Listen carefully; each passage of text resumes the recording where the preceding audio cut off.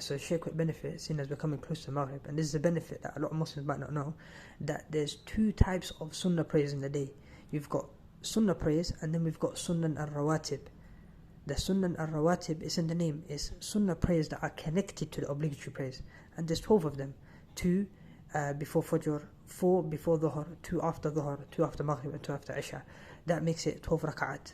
They're called the Sunan and Rawātib. Then you've got Sunnah prayers.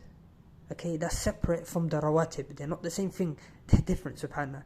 So to mention one example, the Sunnah before Maghrib. The Sunnah that's prayed, the 2 rak'at Sunnah that's prayed before the Maghrib.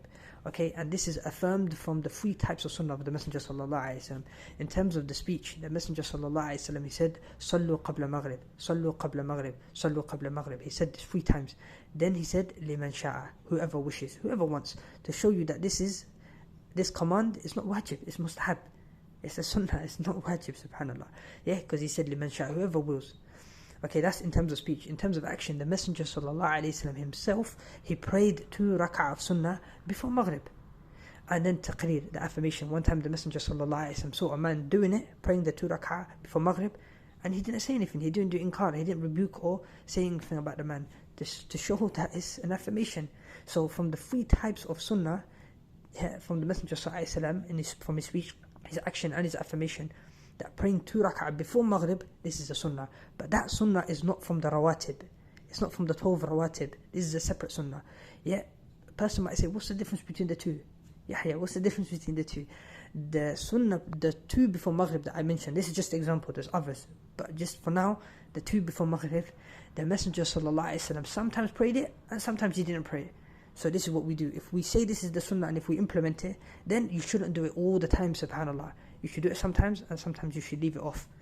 As for the Rawātib, the Messenger sallallahu alaihi wasallam, he always prayed the 12 rak'at of Rawātib. Always prayed it, subhanAllah. And if he ever missed it for whatever reason, he would make up for it, except if he was traveling. If he was traveling, then the Messenger sallallahu alaihi wasallam, from his Sunnah, is that you leave off the Rawātib, except for the Ratib of Fajr. Except for the Ratib of Fajr, meaning the 2 rak'ah before Fajr, the Messenger sallallahu alaihi wasallam always prayed that. Whether he was a resident or if he was a traveller, he always prayed those 2 rak'ah. As for the remaining ones, if he was a musafir, if he was a traveller, then he never prayed, and that's from the Sunnah, not to pray the remaining Rawātib. So that's the difference between the 2.